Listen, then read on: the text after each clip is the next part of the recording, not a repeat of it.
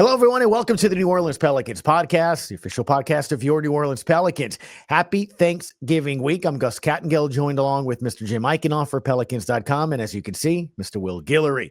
As always, a pleasure from the Athletic. Guys, it is Thanksgiving week. I know I'm excited. I'm pumped up. Will, Jim, any thoughts on Turkey Day or just a day of giving thanks?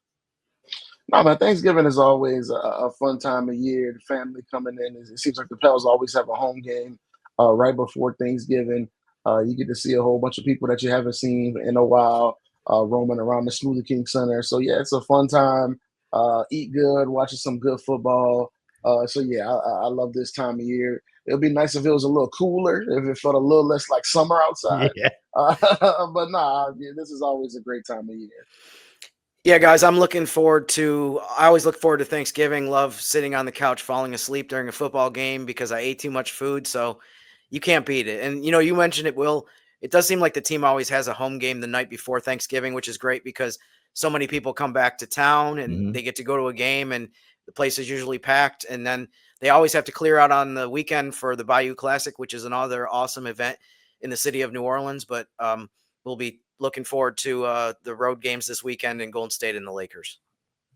Yeah, no doubt. Well, keeping with the theme we give thanks to, starting the work week, gentlemen, with the win. How nice was that? That 9-game skid ended to start the work week. And, Will, I kind of want to get your thoughts on this too. Did we see that win coming or that type of performance coming? Because since interim head coach James Borrego took over, I don't know if I'm wrong on this, but Jim and I kind of think we started seeing signs of certain things that the team was doing better, maybe working on. I don't know. What are your overall thoughts about the Pelicans since interim head coach James Borrego took over?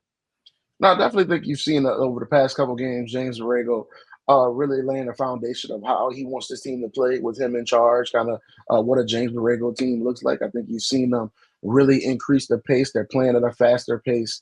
They're getting more guys involved. They're prioritizing ball movement, and they're really prioritizing the defensive boards. I think that's a big thing that JB has talked about, pushing Yves Missi, Carlo Makovich, Derek Queen, some of his young big guys to be more present on the defensive glass, to be more physical in the paint. And I think you've seen them improve in that area as well. And I think just overall, Borrego just trying to make an impact during these games. I think you've seen, and I tweeted it a couple of nights ago, just whenever they start to slip up a little bit, he jumps on it and calls a timeout immediately. I think that's something that you've seen a lot. You've seen him make in-game adjustments, them, pressing on certain guys a little bit more, them, switching up lineups. So we saw in the game on Monday, he started his 2 rookies, then he started the second half with his 2 rookies on the bench, which, some coaches wouldn't do in these circumstances. So I think you see him just growing more comfortable in the role, more comfortable in his just his willingness to do certain things, to make certain moves. And I think the team has taken pretty well to it. I mean, we know that the guys already had a great relationship with Borrego, but I think they're really starting to embrace just his mindset and the way he wants the team to play. I thought it was interesting you mentioned the timeout thing. It seems like that's kind of from Borrego's Spurs background, that we saw Popovich, he would call timeouts quickly. If a team started out 2-0, 4-0 run, a lot of times, within a minute he would call timeouts. And I think we've seen that a couple times already with Borrego as well. I mean, just from a broad standpoint too, I mean, you mentioned the 2 areas that have improved the most, and I really, you could say in both of these that there was nowhere to go but up in a lot of ways, but the defense and the rebounding to me have been a lot better. I think they were 30th in defense at one point for a couple days, and then they were around 28, 29. I think in the middle of this week they were up to 25, which still isn't great, but it's definitely strides in a short amount of time. I mean, how much do you feel? I feel like the word vibes or aura, whatever, gets overused a little bit, but I mean, do you feel like there's just more aggressiveness from this team from what we've seen the last week plus compared to what we saw at the beginning, where you had multiple 30-point losses where it didn't seem like the intensity was what it needed to be? I mean, let's just be real. There was a dark cloud hanging over this team for the first couple of weeks of the season. Everybody felt it. You didn't have to be in the building to feel. You just watched the games and you just saw the way guys are moving. They just weren't really into the games. They weren't really invested in doing what it took to win games. They weren't connected. They weren't, holding each other down, having each other's backs on defense. And I think, once the move really grand was made, everything was like, okay, now we can finally get a fresh start. We can put all of that behind us. They know what they're getting with James Borrego taking over as head coach. And I think it was kind of a reset button that this team needed. I mean, it was just, like you said, the vibes were really bad around this team to start the year. Stacking up those 30-point losses. Every single podcast in the world is talking about how bad they were, how dumb they were for the moves they were making during the offseason, how this guy needs to get traded, that guy needs to get traded. So I think they just wanted to start over, and I think they feel pretty good about what they're doing now. I think they feel good about the fact that guys are getting healthy now. Zion Williamson is back in the lineup. Sadiq Bey was out for a little while. He's back. You see Jordan Poole moving around now at practice. He's going to be back relatively soon. So I think we've said it all offseason that when this team is healthy, when you look at the names on paper stacked up, they have talent on this team. There's no reason for this team to be getting smoked by 30 points every single game. When you look at the talent on the roster, it's just a matter of them committing to the right type of habits, playing the right lineups, and just going out there and competing on a night-to-night basis. And I think that's what's improved the most is just them stepping out and just being willing to compete consistently over the course of 4 quarters. And I think JB has done a great job of when they've slipped up during moments and kind of let go of the rope, he's immediately jumped in and said, no, this is not our standard. This is not what we're doing. This is how we need to play. And I think they've received that message really well. Yeah, Jim, I know it was something that you and I talked about when JD was on the podcast too. It's like a lot of the stuff you could fix. It's not whether or not, as Will is saying, have the talent or here or there, but look, you're stealing, the ball at a high rate. It's something like 20 some odd games right now that you've had at least 6 steals. You're rebounding if you would like. I mean, you've seen games that you've out rebounded teams, and those threes that you're missing, the shots were there. This wasn't a situation where we couldn't get open looks. So I remember you saying on the podcast, these are all fixables per se. And if you can fix them over time, you should be a more competitive team.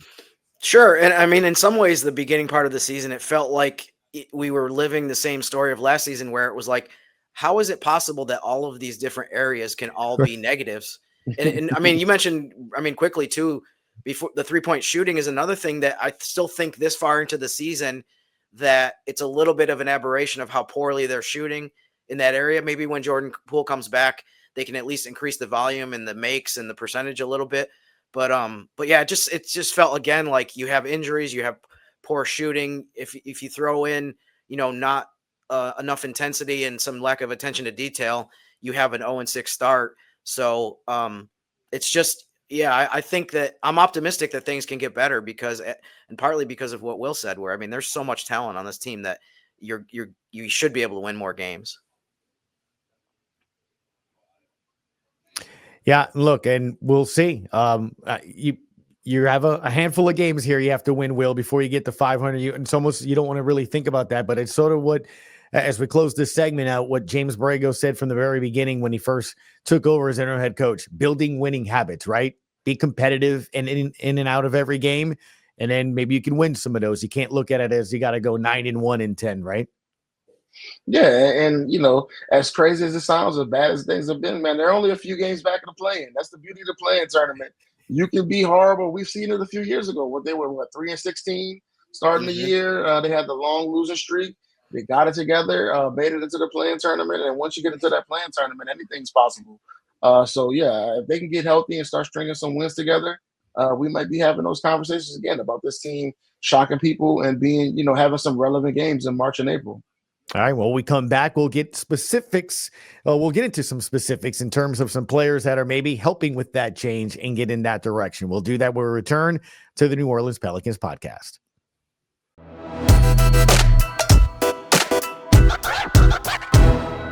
Let's stay with the Thanksgiving theme here, gentlemen. And how thankful are we to have the rookies that we have? If you're New Orleans Pelicans fans, Jeremiah Fears and Derek Queen, should we be thankful, Will, on their play? No, I think Queen in particular, just him showing up the way he has after all of the criticism the team received in acquiring him over the summer, giving up that 2026 unprotected pick. And, frankly, I think he's exceeded expectations with the way he's played, showing that he can be a guy that you can run your offense through, having high assist games. The game in Dallas was, one of the better games I've seen from a Pelicans rookie in some time. And I think, him holding up at center, I think has been a big one as well. Going into the draft, there was a big question of, is he a four? Is he a five? I think he's shown the physicality and just enough rim protection where you can feel pretty good about saying he's going to be your center moving forward. There are times where he has some mental lapses and, he misses some opportunities in pick and roll situations. But I think overall, he's been amazing for them, when he's been able to really go out there and stretch his legs and really show what he can do as the hub of the offense. And I think, Jeremiah Fears has been outstanding as well, taking over at the starting point guard almost immediately, from the start of the season, and just his pace, his ability to get to the rim and finish at such a high level for such a young point guard. I think, I've said it over and over again coming into the season. The number one thing for this team had nothing to do with Zion Williamson or Willie Green or anything else. What they needed more than anything was to go 2 for 2 with those 2 first-round picks. And it seems like to this point that they did just that. That Fears and Queen are going to be two guys that they can build with going into the future. And that's a major, happening for this team considering where they are right now. Will, wanted to ask you, in specifics about those two guys as well. I guess we could start with Derek Queen, but for both of these guys, starting with him, I mean, what are some of the things that have been the most impressive to you, or maybe just the most fun part of watching the way his first 15 plus games as a rookie has developed? It just seems like you said, if anything, he's exceeded expectations. But I mean, what are some of the aspects that have been maybe surprising to you, or just have just been a joy kind of to watch? I mean, the kid, I say he's a kid because he looks like he's 15 when you talk to him. You still got the braces and everything, but he's an outstanding passer. I saw a lot of tape of him at Maryland, and you can see the handle, you see the touch, you see the understanding of everything that's going on the court. But just the way he passes the ball is incredible. I remember a conversation we had with him at a practice. I would say maybe a few weeks ago, and I asked him about other centers around the league like Jokic, like Şengün, how it seems like there's a rise of those type of centers, but guys who can play that style, who can face the basket and kind of be your point guard. And I thought his response was hilarious. He was like, "Well, there aren't many of us around the league like that." Like he was already putting himself in that category, Yeah. and this was before he was having these crazy games. But I think the people who are around him kind of speak to his level of confidence and his willingness to let you know, yeah, I am this good. I can do all of this. I'm unlike other centers that you see around the league. And I think it really stands out with the way that they've kind of leaned in and said, okay, we're going to put the ball in his hands. We're going to run offense through him. And I think it's been exciting to see that he can kind of portray a lot of those things we see from Jokic and Şengün and Sabonis and some of these high assist centers, where when you have a center that's that type of threat, you bring the big man out of the paint and it opens up things for everybody else. You see these lobs he's throwing to Zion Williamson and Trey Murphy. You see some of the backdoor cuts. It's because he's a threat at the top of the key with the ball in his hands. And when you have that, it's an asset on offense because you can run offense through him. You can seek out mismatches. And I think it is giving this team an identity on offense they didn't have, especially in games when Zion was out. So I think having that identity is something they can build on moving forward. With Jeremiah Fears, I mean, what do you think are some of the things that he's the most ahead of the curve on? It seems like to come in as a rookie, I mean, he's also 19, was 18 until mid-October. That position, it seems like it's so challenging to come in and immediately do well and look like you belong. So, I mean, what are some of the areas that stand out as far as just impressive that he's able to do what he's doing? I just think, man, for a guard, first of all, when you see him, what jumps out immediately is just his speed that he plays at and the way he gets up and down the court. That he can be a one-man fast break.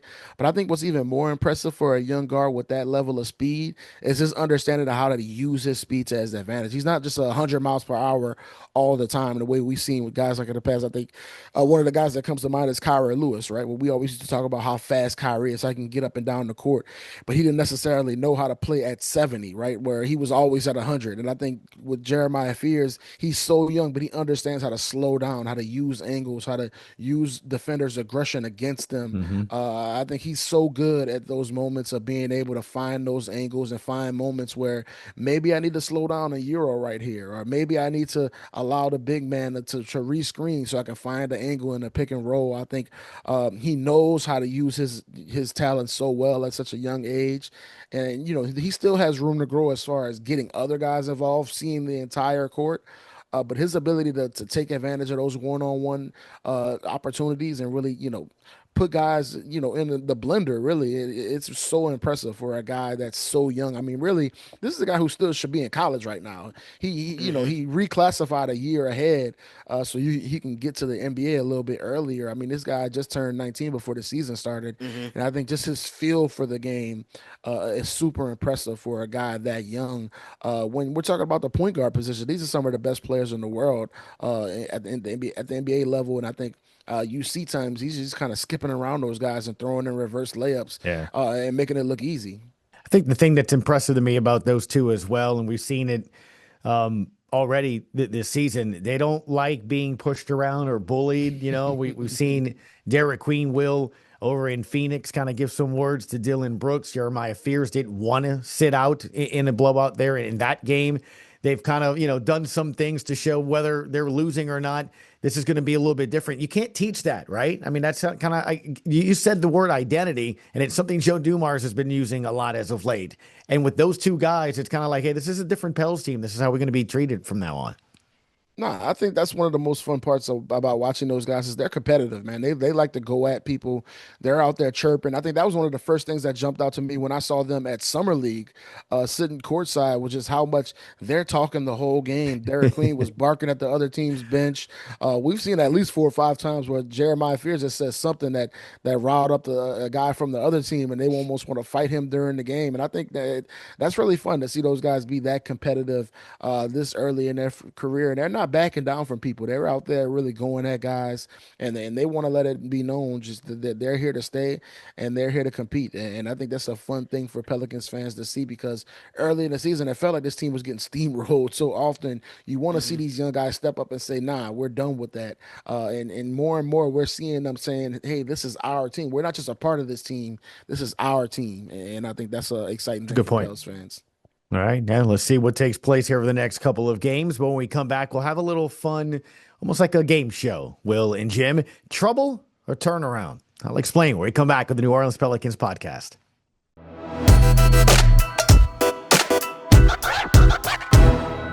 Let's have a little fun game show style here, gentlemen. Trouble or turnaround? And what I'm going to do is I'm going to throw out a team, and Jim's going to throw out a team for you, Will. And you tell me, are they in trouble or can they turn their season around? Let's start with the team that we saw this week, the Memphis Grizzlies. Are they in trouble or can they turn it around? Man, I think Memphis has kind of been the team that I've been most disappointed in this season. Everybody's been talking about the Ja Morant situation, him seemingly being unhappy, Jaren Jackson not being the same guy we've seen in the past. And I think, obviously they're starting to get a little healthier with Zach Edey coming back. Brandon Clark's going to be back at some point. Ty Jerome, their big free agent pickup, still hasn't played yet. But I think the big thing for them is just Ja Morant. I mean, I just don't know what's going on with that situation. I'm not sure how they can fix it. And I think that's the biggest concern. It just doesn't feel like he's all the way in with what they got going on. They made the coaching change, obviously, last year. I'm all the way out on Memphis because I just feel like their star players just aren't really into this team. They aren't really into this season, which is really disappointing because we know how much Ja Morant means to that franchise, to that city, and it just doesn't feel like that he's just in love with the situation right now. And, we've seen in other teams, we've seen in New Orleans in the past, when your star player just isn't into it, it kind of trickles down to everybody else, and I think that's what's going on in Memphis right now. Will, the Sacramento Kings got off to a really poor start, but they had a couple really good wins recently. They beat Denver in Denver, and then they beat Minnesota at home in a really good game. I mean, is this a team that is in big trouble right now, or do you see a way that they can turn things around? Yeah, and the interesting too is they kind of figured some things out with Sabonis being hurt, right? I think he's going to be out for the next couple of weeks. But I mean, we've seen so many of these names on Sacramento for so many years: DeMar DeRozan, Zach LaVine, Dennis Schroeder, Russell Westbrook. These guys know how to win games. I think they'll figure out how to get some wins under their belt. I don't think they're a real threat in the West to do anything, but I don't see them being a team that's like 20, 25 wins at the end of the year. I think they'll be competitive. They'll be able to squeak some wins out. I think they'll get Sabonis back and they'll figure some things out. But I think the one thing that when you bring in a guy like Westbrook, you understand that he's going to just have that level of compete at a certain level every night. And I think that's why they wanted him in that building. They want him to be in that start lineup. So I think he'll raise the level of those guys up to a certain point. Now, can he get them to like 40 wins? I don't think so. so. But like I said, I don't see them just being terrible all year because those veteran guys understand how to play and how to win. So I think they'll start getting it together after a while.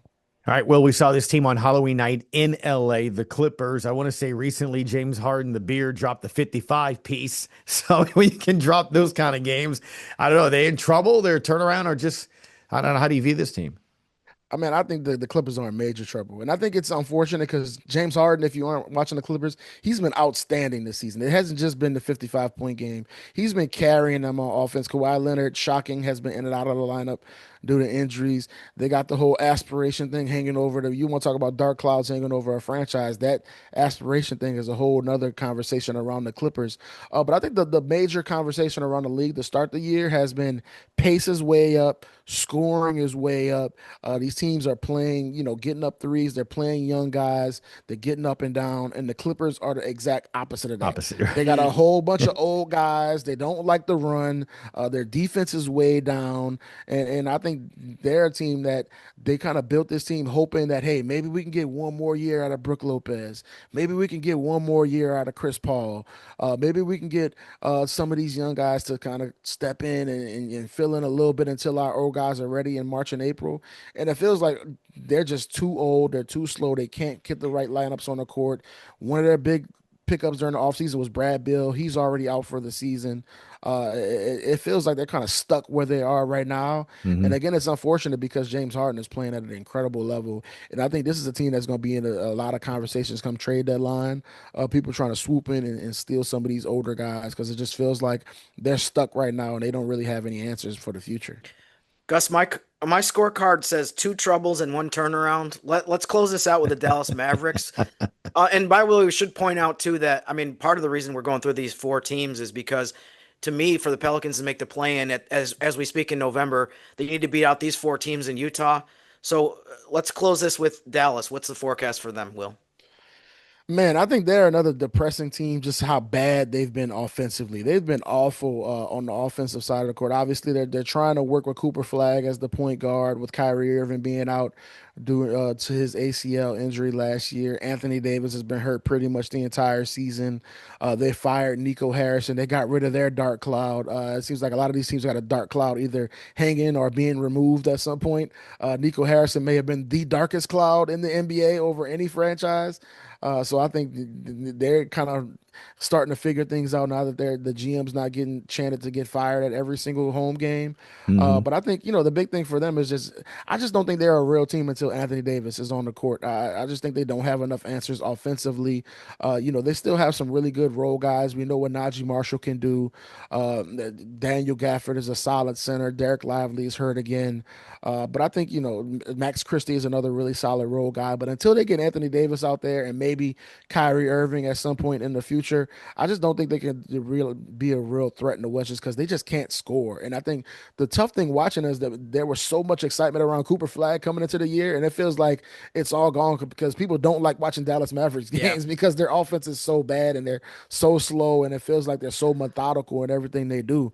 I think, if AD gets healthy and he can run a couple months together of, playing AD level basketball, they'll be competitive. But we've been on the AD roller coaster around here, Jim. We know how that goes. So you can hope, you can pray, but I'm going to guess that history will repeat itself at some point. No comment. Yeah, there it is. And on that note, as always, if you want the latest on the Pelicans, go to pelicans.com. Jim's got you covered there, from injury reports to previews and, of course, recaps. And, of course, Mr. Will Guillory over at The Athletic has got you covered, not just the Pels, but the rest of the NBA as well. Gentlemen, happy Thanksgiving. Thank you for your time this week, and enjoy the naps. Absolutely, man. Happy Thanksgiving, fellas. Yep, sounds good. Thank you for watching the New Orleans Pelicans podcast.